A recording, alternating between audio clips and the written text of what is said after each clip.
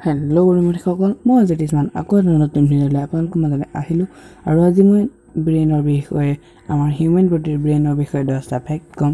যদি ভিডিঅ'টো ভাল লাগে তেন্তে ভিডিঅ'টো লাইক কৰি চেনেলটো ছাবস্ক্ৰাইব কৰি তাৰ কাষত থকা বেল আইকনটো ক্লিক কৰি অল ন'টিফিকেশ্যনত চেট কৰি দিব, যাতে মই নতুন এনেকুৱা ভিডিঅ' দিলে আপোনালোকে সৰ্বপ্ৰথমে পায়। তেন্তে আহকচোন আজিৰ ভিডিঅ'টো আৰম্ভ কৰোঁ। Fact number 10। বন্ধু-বান্ধৱীসকল, আপোনালোকে এইটো কথা জানেনে যে আমাৰ শৰীৰৰ মগজুটো ৭৫% পানীৰে গঠিত? Fact number 9। বন্ধু-বান্ধৱীসকল, আপোনালোকে এইটো কথা জানেনে যে পঢ়োঁতে আৰু কথা কওঁতে সৰু ল'ৰা-ছোৱালীবিলাকৰ মগজুটোৰ বিকাশ বেছিকৈ হয়? Fact number 8। বন্ধু-বান্ধৱীসকল, আপোনালোকে এইটো কথা জানেনে যে আমাৰ মগজুটো 5 বছৰলৈকে 95% বাঢ়ে আৰু 18 বছৰ পাওঁতে 100% বাঢ়ি যায় আৰু ইয়াৰ পাছত বঢ়া ৰৈ যায়, মানে আমাৰ মগজুটো ইয়াৰ পাছত 18 বছৰৰ পাছত আৰু নাবাঢ়ে। Fact number 7। বন্ধু-বান্ধৱীসকল, আপোনালোকে এইটো কথা জানেনে যেতিয়া আপোনালোকে এজন ব্যক্তিৰ চেহেৰাটো বৰ গভীৰভাৱে চায় তেতিয়া আপোনালোকৰ বাওঁফালৰ মগজুটো ব্যৱহাৰ হয়। Fact number 6।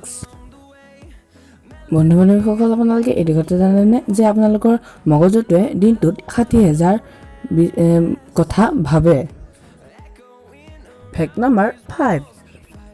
বন্ধু-বান্ধৱীসকল, আপোনালোকে এইটো কথা জানেনে যে আমি যেতিয়া হাঁহোঁ তেতিয়া আমাৰ মগজুটোৰ 5টা অংশই কাম কৰে? Fact number 4।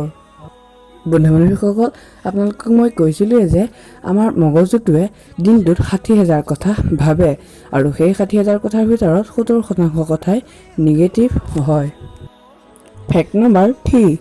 বন্ধু-বান্ধৱীসকল, আপোনালোকে এইটো কথা জানেনে যে আমাৰ মগজুটোৰ কিমান শতাংশ চৰ্বি থাকে? তেন্তে শুনক, আমাৰ মগজুটোত 60%ই চৰ্বি থাকে।